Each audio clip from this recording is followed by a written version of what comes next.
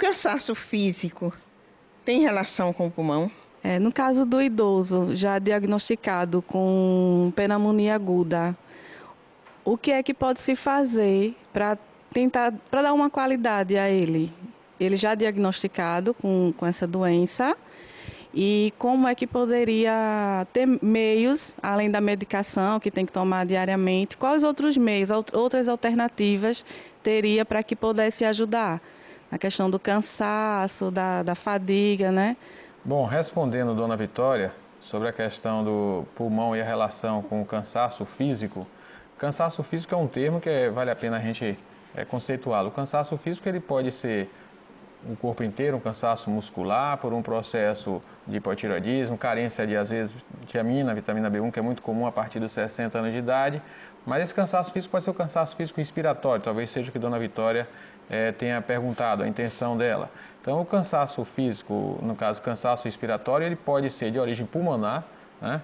Pode por diversas causas, desde um processo infeccioso, uma pneumonia, um derrame pleural, uma neoplasia, né? Um câncer pode fazer isso, uma tuberculose tardia pode acontecer, mas também pode acontecer por um problema cardíaco, uma insuficiência cardíaca, né? As pessoas às vezes hipertensas, não controlam muito bem o processo hipertensivo, podem abusar um pouco da alimentação com sal e você pode ter também uma descompensação cardíaca, levando à insuficiência cardíaca, que é uma causa muito comum, conceituada até como uma das mais frequentes de reinternamento hospitalar em função de cansaço respiratório.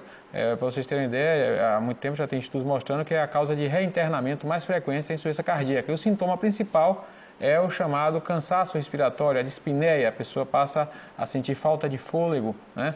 Então isso é comum, principalmente quando deitada, a pessoa pelo dia muitas vezes não está sentindo, mas quando deita, que o líquido, né, ele passa a horizontalizar no tecido pulmonar, isso dá um desconforto respiratório e esse sintoma ele é muito característico da insuficiência cardíaca, que pode ter como sintoma principal a questão respiratória, e aí você pensar em pulmão, mas na realidade o processo ser cardíaco, né? Então isso é uma das causas que pode acontecer, entre outras. Como você não anotou, mas você tem uma boa memória, você lembra da segunda pergunta, né? Estou lembrado da segunda pergunta, que é a questão do tratamento da pneumonia, o que pode ser feito uma pessoa idosa com a pneumonia do ponto de vista não medicamentoso.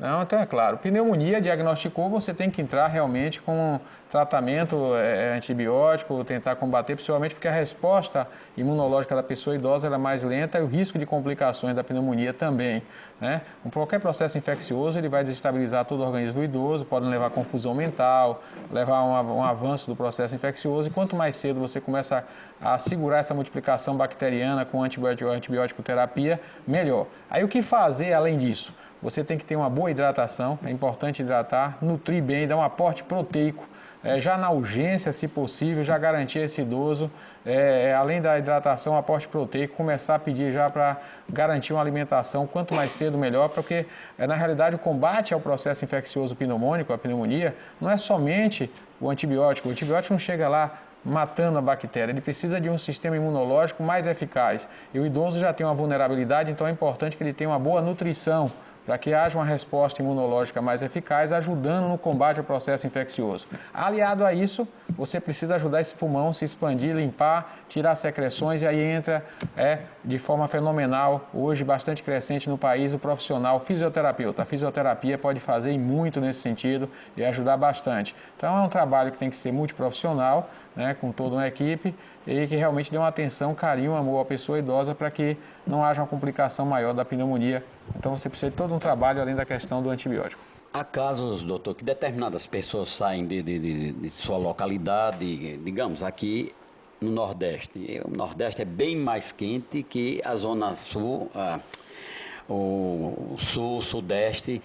Você acha que essa pessoa saindo daqui, que já houve casos, de pessoas que não se adaptaram ao clima da região Sul, Sudeste, principalmente ali no Rio Grande do Sul, Santa Catarina, você acha que isso aí acontecendo, a pessoa teria que regressar para o seu habitat natural, ou seja, para o Nordeste, ou a base de medicamento iria equacionar esse tipo de problema? Não, aí se você tem um processo, vamos dizer, reacional, em que a temperatura pode favorecer pode ser o ambiente, às vezes a gente pensa em temperatura e às vezes o ambiente tem um processo alérgico, né, que está se relacionando a todo o problema respiratório e não às vezes necessariamente a temperatura. Então às vezes as pessoas mudam de ambiente pensando que é a temperatura e às vezes é outro fator até ambiental, né? A temperatura nem sempre é o fator essencial de causa de um processo crônico respiratório, seja ele sinusite, rinocinusite, que às vezes é o mais comum você ter, ou até a questão pulmonar. Então, é importante salientar isso. Muitas vezes a pessoa pode modificar seu ambiente na própria cidade e já ter uma melhora. Então, algumas pessoas conseguem, com a mudança de temperatura em ambientes, outros conseguem uma compensação e ter uma percepção de que houve uma melhora. E vale a pena. Então, cada organismo vai responder de uma maneira. Você não pode garantir que a pessoa, investindo tudo, daqui a pouco as pessoas vendem seu imóvel e dizem que vai ficar melhor em outra cidade. Então, você não pode garantir isso realmente. Mas que já houve casos, já né? Houve casos, Muitos casos. Mas você tem que ter cautela para que as pessoas não saiam fazendo mudanças bruscas sem um planejamento, até porque pode depois criar um mal-estar de ambientação social. Então, você tem que realmente ver risco-benefício em tudo isso, fazer um estudo prévio, porque às vezes há uma alergia no local que pode estar também na nova cidade. Às vezes a alergia é um ácaro, né, em que a determinadas temperaturas ele pode estar realmente, ter uma multiplicação maior no ambiente, em outras menor. Então você tem situações que às vezes as pessoas acham que é simplesmente a temperatura, às vezes são fatores relacionados à temperatura, né? Você tem ambientes que às vezes é mais seco, menos úmido, isso pode favorecer aqui determinados organismos, microscópicos, né, são micro-organismos, né, o ácaro existe, é um inseto mais micro, então você pode levar a reações alérgicas e que em determinados ambientes você tem uma menor multiplicação daquele micro-inseto do que em outras, então isso pode ter relação realmente.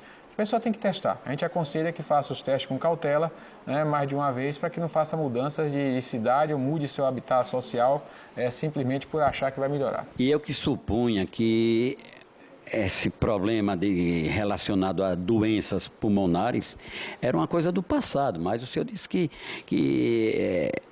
está acontecendo com grande frequência, pessoas idosas principalmente. O que é que devemos fazer para que nos precavenhamos nesse sentido, para que não sejamos acometidos por uma tuberculose, por uma gripe forte e que vai tirar toda a defesa orgânica, podendo ser agravada por consequência talvez de uma displicência. A pessoa não soube controlar uma determinada doença como essa. O que é que devemos fazer nesse sentido, doutor? Pronto, vamos discutir a polêmica da vacinação, a sua eficácia. Nós temos a questão das vacinas contra a gripe, que não são 100% eficazes. Elas têm estudos, né, de certa forma, de uma média de 60% de eficácia, e você tem a cada dia a criação de novos vírus. Então, o mais importante realmente é você garantir um bom sistema imunológico, mais eficaz possível, né? Nós já falamos em programas anteriores da questão da alimentação relacionada ao sistema imunológico. A gente pode falar só sobre imunidade um dia aqui, que é um tema também bastante interessante, porque além do processo infeccioso, tem relação com câncer, doenças autoimunes. Então, a gente precisa garantir um sistema imunológico eficaz. Esse sistema imunológico eficaz, ele requer um bom sono, um período restaurador de todo o seu sistema, que vai ajudar a restaurar tudo em seu organismo, né? A saúde cerebral, a saúde mental, o sistema imunológico, recuperação de tecidual do corpo como um todo durante o sono. Então a gente precisa de um bom sono, uma alimentação variada, que possa suprir todas as necessidades minerais, vitamínicas, de preferência através de uma boa alimentação, né? Você precisa não ter estresse. Você precisa, que é um dos fatores que mais baixa a imunidade, o estresse psicológico, a alteração de humor, né, crônica, é uma preocupação crônica. E aí o remédio para isso realmente é aprender a viver e enfrentar as adversidades. Esse aprendizado precisa ser feito. Se a pessoa perde o controle, se descontrola em função de preocupações, de situações adversas que não consegue gerenciar, ela precisa procurar o auxílio médico, muitas vezes tomar medicamento. Aconselhamos não tomar tarja preta, né, sedativos.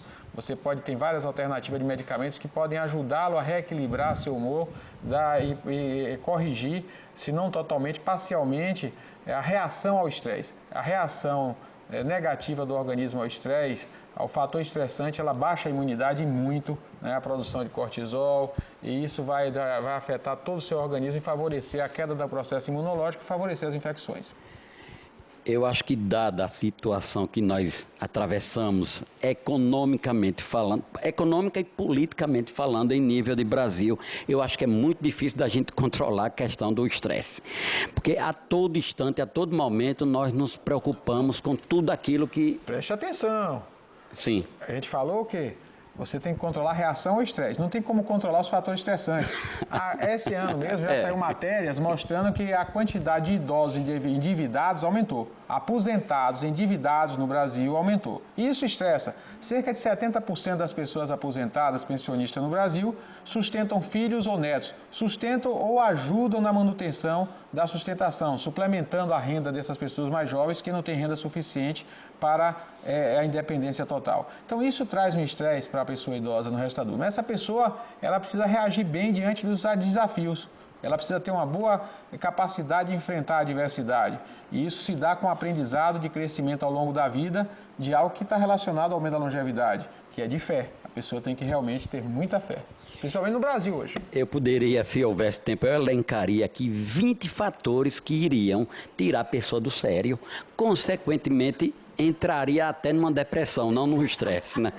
Porque é difícil. Hoje nós nos preocupamos com tudo. Se você que é pai, vocês que são pais, mães, e que os seus filhos estudam fora, que viajam, trabalham fora, tudo isso aí é um fator de preocupação, por consequência também da questão da segurança.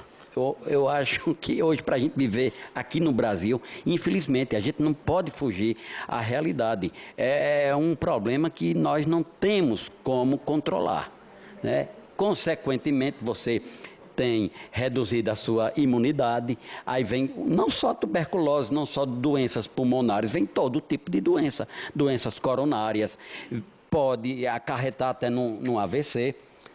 Eu estou fazendo essa explanação de cátedra, né? Eu tenho conhecimento e eu acho que, se houvesse tempo, eu iria elencar 20, não, pelo menos 21 fatores que a gente iria ter essa preocupação. Mas eu quero elencar um remédio. Remédio. Para a falta de segurança, para a falta de saúde, para a falta de emprego, para a crise que o país passa, para a grande longevidade, o remédio maior. E é por isso que diz que Deus é brasileiro, gente, está bem perto. É fé, a gente tem que manter a fé. Eu acho que o brasileiro, não só Deus é brasileiro, como o brasileiro é quem mais tem fé. Porque a maioria, sorrindo diante de tanta situação negativa, a fé é o grande remédio.